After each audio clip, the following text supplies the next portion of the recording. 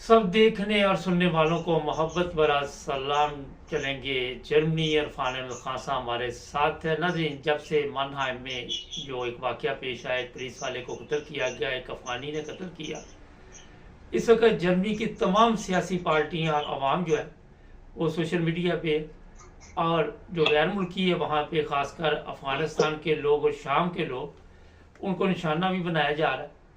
इसी पे खासा से पूछेंगे कि क्या होने वाला है, क्या कोई नए कवानीन बन सकते हैं। जी खान साहब, ये तो काफ़ी बड़ा मसला बन गया है जर्मनी में इस वक्त। देखें, असल में ऐसे गलत मौके पे हुआ है। ऐसे वाकयात होते रहते हैं दुनिया के अंदर, सारे मुल्कों में हो जाते हैं। लेकिन यहाँ एक लंबे अरसे से आप देख रहे हैं कि एक तहरीरों की जंग वाली कैफियत चल रही है। जब से AfD पॉपुलर होनी शुरू हुई है, जी। उनका तो नारा ये है कि भाई जर्मनी मुल्क सिर्फ जर्मनों के लिए है। हम्म। और वो उनका ये नारा जो है दिन ब दिन पॉपुलर हो रहा है। सूबाई असम्बलियों की सीटें वो जीत रहे हैं, बलदियाती इंतखाबात वो जीत रहे हैं। और अब क्योंकि आज इलेक्शन है यूरोपियन पार्लियामेंट का, और उसकी वजह से पिछले 2 महीने से काफी गर्मा गर्मी थी माहौल के अंदर सियासी तौर पे। और ये तमाम पार्टियां जो हैं ये ज्यादा एक्टिव थी कि भाई यूरोपियन पार्लियामेंट में भी हमारी अक्सरियत आ जाए और हम ताकि यूरोप को ऐसे कवानीन बनाने पे मजबूर कर सकें, या यूरोपियन पार्लियामेंट ऐसे कवानीन बना सके जिससे जो है ये गैर मुल्कियों का जो मिलियंस के अंदर दाखिला हो रहा है वो बंद किया जा सके।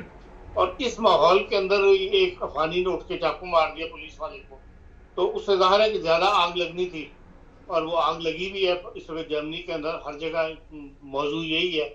हर जगह के ऊपर, हर सोसाइटी में, हर जलसे में, जो सियासी जलसे हो रहे हैं, छोटे बड़े कॉन्फ्रेंस वगैरह, उनमें ये सवाल जो है ज्यादा वाज़ेह के सामने आ रहा है कि भाई गैर मुल्कों को हमने आबाद करके तो अपने ऊपर मुसीबत डाल ली है। हमारे मुल्क में जराइम की रेशो जो है बढ़ गई है।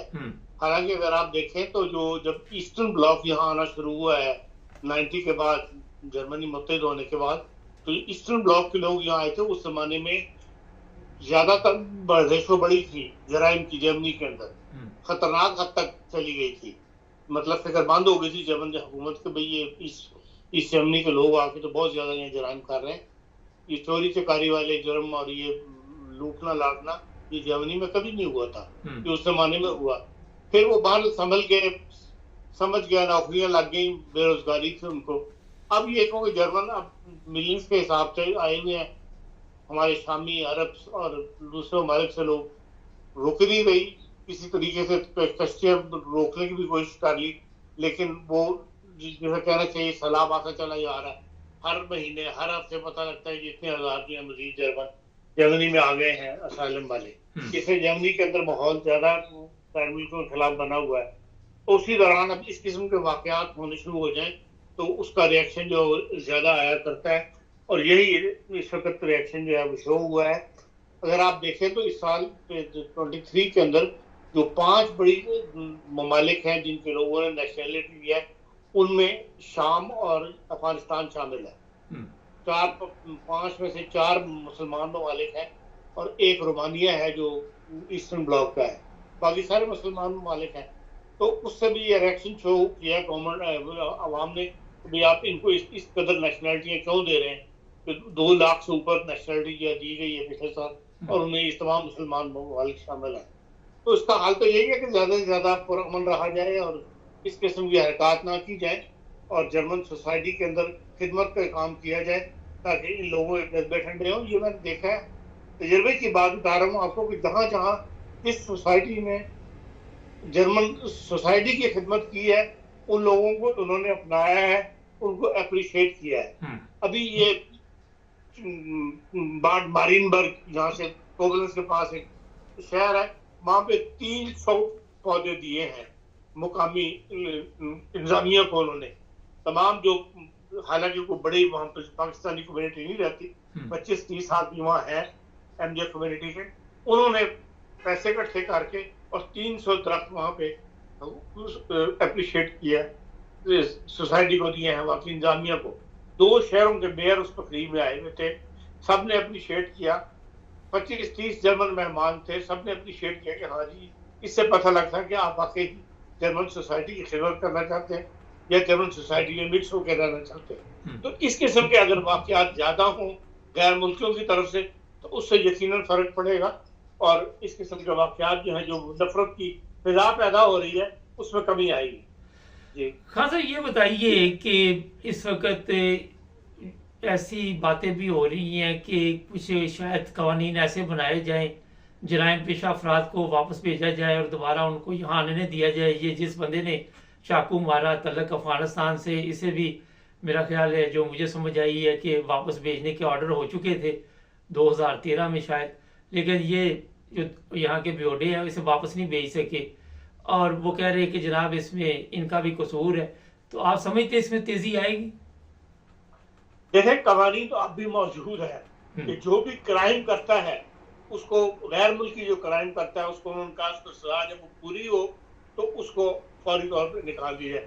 जराइम की भी देखें कई स्टेजेस होती हैं। जर्मनी के अंदर जो सिस्टम है उसके अंदर नंबर्स दिए जाते हैं, उसके अंदर इतने नंबर्स हो जाएं तो उस हिसाब से वो जुर्म करार दिया जाता है, जिसमें जेल भी हो जाती है, जिसमें जेल नहीं भी होती। बहुत सारे जराइम जिनमें सिर्फ वार्निंग दी जाती है, लेकिन ऐसे जराइम जिनके अंदर जेल की सजा हो जाए, आपको 345 दिन या कितने इसमें है को दिन इनकी, वो उसके हिसाब से फिर उसको लाजमी रिपोर्ट किया जाता है। लेकिन क्योंकि आपको पता है कानून के वकील जो है वो दोनों तरफ खेलने के वो होते हैं, तो कानून में ऐसे कोई ना कोई निकाल लेते हैं वो कि वो फिर उसका स्टेज है और रुक जाता है, फिर वो अदालतों की कार्रवाई चलती रहती है। जब डेट पड़ेगी उस वक्त फिर उसको डिपोर्ट किया जाएगा। तो इस किस्म के कवानीन के लिए अब शोर पड़ रहा है कि इनको फौरी तौर पर जो है वो डिपोर्ट किया जाए, बजाय इसके कि वो पहले जेल पूरी करे और उसके बाद फिर वो उसको यहाँ से निकाला जाए। वो ये कहते हैं कि ऐसे बंदे को तुम फौरी तौर पर वो अपने मुल्क के अंदर जो है वो जेल भुगते। ऐसे मुआहदे करें आप मुल्कों के साथ कि वो उसको फौरी तौर पर डिपोर्ट किया जाए और वो फिर अपने मुल्कों में जाके वो उसके जेल जो है वो भुगते। ऐसी वैसे बाद ममालिक के साथ ऐसे मुआहदे हैं जर्मन हुकूमत के।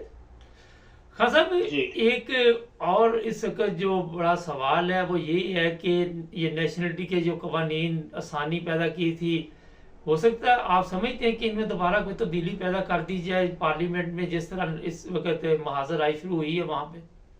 नहीं, देखें, ऐसा कानून तो जर्मन हुकूमत नहीं बनाएगी जिससे कि सारी सोसाइटी जो है मुतासर हो।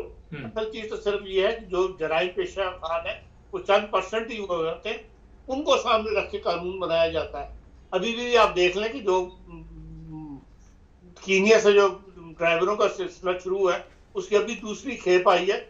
जर्मनी के अंदर बड़ा वेलकम किया गया, बकायदा सरकारी तौर पर उसको तस्वीरें वगैरह टीवी पे खूब चली हैं। जो वहाँ पे उन्होंने 2 स्कूल कायम किए हैं कीनिया के अंदर और वहाँ से वो ड्राइवर्स वगैरह ला रहे हैं। इसलिए आने से तो ये नहीं रोक सकते, क्योंकि वो भी मुल्क की जरूरत है, तरक्की करने वाला मुल्क है, हर फील्ड में तरक्की हो रही है, फिर हर फील्ड में फिर लोग चाहिए, आबादी अपने पास मुल्क में है नहीं इतनी, तो जाहिर है कि वो काम तो नहीं रुकेगा।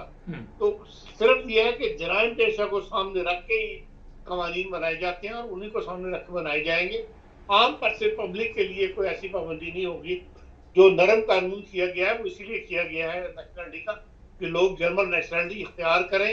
उससे उनका ये एक ख्याल है कि भाई जो जर्मन नेशनलिटी ले लेगा वो जर्मन सोसाइटी में ज्यादा अपने आप को मिक्स करने के लिए तैयार होगा। खान साहब, आखिर पे ये बताइए कि इसमें जो अफसोसनाक वाकया पेश है, मुसलमान भी बढ़ चढ़ कर अफसोस कर रहे हैं, इसका इजहार कर रहे हैं, आप समझते हैं इससे भी जर्मनों के दिलों में मुसलमानों के लिए कोई हमदर्दी पैदा होगी?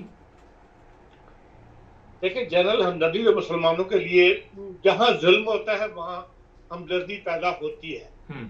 इस लिहाज से तो ये बात साबित करती है कि जर्मन कौम जो है नरमगो है। इसराइल के लिए आप देख लेंगे जो इस फलस्तीन में हुआ है, सियासत को अलग रखते हुए जो फलस्तीन के अंदर जुल्म हुआ है उसके अंदर जर्मन सोसाइटी ने अपनी आवाज बुलंद की है। हर तबके फिक्र के लोगों ने जर्मनों ने अपनी आवाज बुलंद की है, मुजाहरे भी किए हैं, अपनी हुकूमत पे भी लान तान की है कि इसराइल को जरूरत से ज्यादा सपोर्ट कर रहे हो असला बेचने के चक्कर के अंदर। इसलिए नरम गोशत बहरल मौजूद है। चले, बहुत शुक्रिया खान साहब, प्रोग्राम का वक्त खत्म हो रहा। नाज़रीन, जिस मुल्क में भी रहें पुरअमन रहें। खान साहब लाइन पे रहें, एक और भी प्रोग्राम आपके साथ, क्योंकि देखिए हम यहाँ पे मेहमान हैं, तो मेहमान को